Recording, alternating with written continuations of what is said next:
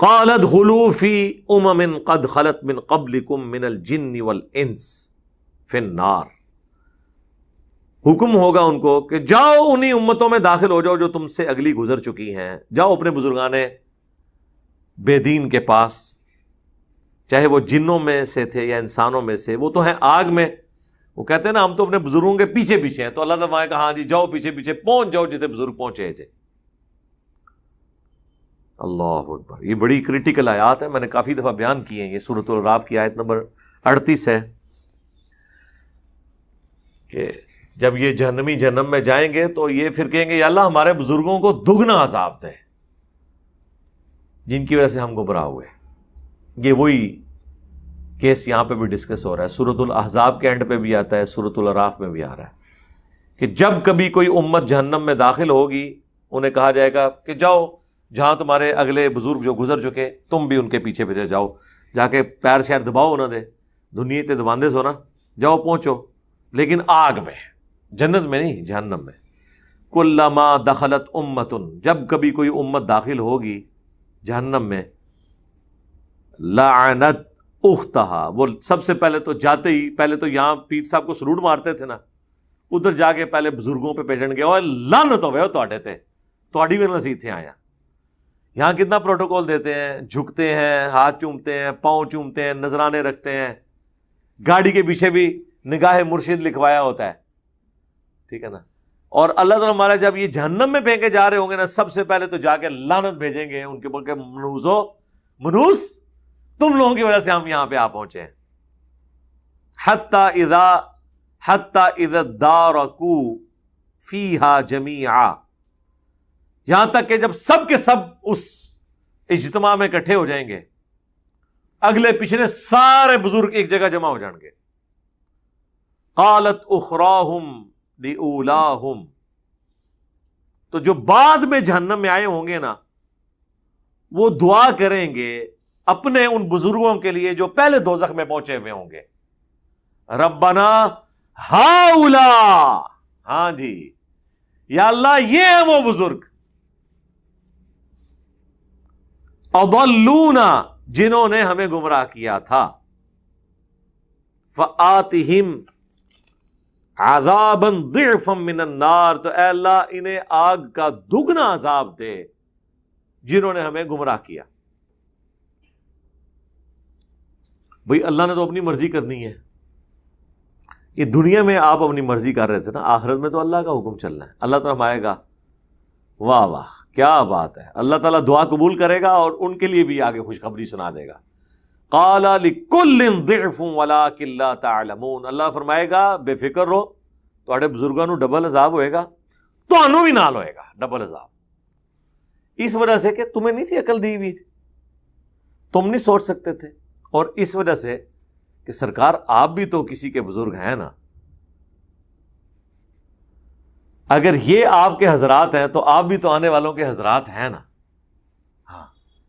یہ اپنے بزرگوں کے نام اکابرین، بزرگان دین اتنی عزت سے اس لیے لیتے ہیں کہ کل کو جب ہم مرے نا تو ہم بھی اکابرین ڈکلیئر ہوں۔ تو اللہ تعالیٰ فرمائے گا کہ جس طرح تمہارے اکابرین نے تمہیں گمراہ کیا، تم بھی تو اپنے زمانے کے مفتی اعظم تھے نا، آج کے مفتی اعظم تو وہ ہیں نا جو آج کے ہیں۔ جب یہ اپنے بڑوں کے لیے کہیں گے کہ یا اللہ ان کو ڈبل عذاب دے، تو ان کے جو آج کل کے چھوٹے ہیں وہ تو ان کے لیے بھی ڈبل عذاب مانگ رہے ہوں گے نا۔ تو اللہ تعالیٰ کوئی لمبی چوڑی کے بجائے اللہ کہے گا جی سب کو ڈبل، جاؤ موجہ مارو، سارے نو ڈبل عذاب جے، بونس، وَلَٰكِن لَّا تَعْلَمُونَ، لیکن تم جانتے نہیں ہو۔ وَقَالَتْ أُولَاهُمْ لِأُخْرَاهُمْ، جب اللہ تعالیٰ کہے گا نا سب کو دگنا عذاب ہے، پھر وہ بڑوں کو بھی تھوڑا سا صبر آئے گا، وہ پھر کہیں گے اپنے چھوٹوں سے فَمَا كَانَ لَكُمْ عَلَيْنَا مِنْ فَضْلٍ، دیکھو تم نے اللہ سے دعا کی نا کہ ہمیں ڈبل عذاب ملے، تو دیکھو تمہیں بھی ڈبل مل رہا ہے، کوئی فائدہ تو کوئی نہیں ہوا تو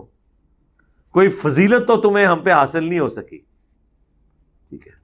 یعنی دنیا بھی لوٹی ہے ان بزرگوں نے، جنت میں بھی جا کے تو میڑ ہی مار رہے ہیں انہوں نے کہ ہاں جی کیا کر لیا جے، ٹھیک ہے، عذاب تو تانوں بھی دگنا ہی ہو رہا ہے۔ فذوقوا العذاب بما کنتم تکسبون، تو چکھو اس عذاب کا مزہ بسبب اس کے جو تم دنیا میں کیا کرتے تھے، یعنی کیا کرایا اپنا ہی ہے۔ ورنہ تو میرے بھائی آج بھی کتنے لوگ ہیں پوری پوری زندگی گمراہ فرقوں کے پیشواؤں کے ساتھ اٹیچ رہتے ہیں، لیکن جب انہیں بات سمجھ آ جاتی ہے چھوڑ دیتے ہیں ان کو، اور جو نہیں چھوڑ رہے وہ اپنی مرضی سے ہی نہیں چھوڑ رہے۔ ذہن میں رکھیے گا، اللہ نے عقل دی ہے، اگر یہ بات مان لی جائے نا کہ ان بڑوں نے ان کو گمراہ کر دیا اور یہ بیچارے مظلوم تھے، پھر تو اللہ کی صفت عدل چیلنج ہو جائے گی۔ اللہ ناانصاف تو نہیں ہے، اللہ نے عقل دی تھی، ابو جہل کو بھی دی تھی، سب سے زیادہ دی ہوئی تھی، لیکن گمراہی کا راستہ اس نے اختیار کیا، اور اسی کے غلام سیدنا یاسر اور سمیہ اور ان کا بیٹا عمار بن یاسر غلام زادے ایمان قبول کر لیا۔ اللہ نے عقل دی ہوئی تھی، استعمال، حالانکہ ان غلاموں کو پتا تھا کہ اس کا انجام کیا ہونا ہے۔ مکے میں جتنی تکلیفیں ہیں یہ امیر صحابہ نے تو نہیں کاٹی، سب غریبوں نے کاٹی ہیں۔ آپ کو کسی حدیث میں نہیں ملے گا کہ حضرت ابو بکر کو، حضرت عمر کو، حضرت عثمان کو یا حضرت علی کو کوئلوں پہ لٹا دیا ہو کسی نے، کیونکہ ظاہر ہے یہ عالی خاندان کے لوگ تھے، ان کے پیچھے ان کے قبیلے کھڑے ہوئے تھے۔ وہاں قبائلی سسٹم پہلے ہوتا تھا، دین مذہب بعد میں ہوتا تھا۔ جس طرح یہاں بھی بعض پاگل ہیں، ان کے لیے پالیٹکس پہلے ہوتی ہے، دین مذہب بعد میں ہوتا ہے، حالانکہ ہر معاملے میں پہلے دین مذہب ہونا چاہیے، اس کی وجہ سے پھر وہ کھڑے ہو جاتے تھے ان کے لیے۔ لیکن غلاموں کا تو، غلام تو ٹوٹلی ایک سمجھ لیں کموڈٹی اور ایک پروڈکٹ ہوتی تھی نا کسی آقا کی۔ جس طرح کسی کی لکڑی ہیں، چاہے اسے آگ میں جلا دے، چاہے اسے چھت کے اوپر لنٹر کے طور پہ ڈال لے، کوئی اس کو پوچھ نہیں سکتا تھا۔ اس طرح غلاموں کی زندگی یہ تھی عرب کے قبائل میں، قبائلی سسٹم کے اندر۔ اس لیے ان کے حق میں کوئی نہیں کھڑا ہوتا تھا، نہ ان کی کوئی یونین ہوتی تھی، نہ کوئی آرگنائزیشن ہوتی تھی۔ اس لیے پھر سر غلاموں کو سلام ہے کہ جنہیں یہ پتہ ہے کہ ہمارا کوئی پرسان حال بھی نہیں ہوگا، الٹا تکلیفیں ہمیں اٹھانی پڑیں گی، اس کے باوجود انہوں نے کلمہ پڑھا ہے۔ امیر بندوں کا کلمہ پڑھنا چھوٹی بات تھی، غلاموں اور غریبوں کا کلمہ پڑھنا بڑی بات تھی۔ اور پھر جب ان کو نظر بھی آ رہا ہے حضرت بلال کو کن تکلیفوں سے گزرنا پڑا، حضرت خباب کو کن تکلیفوں سے گزرنا پڑا، حضرت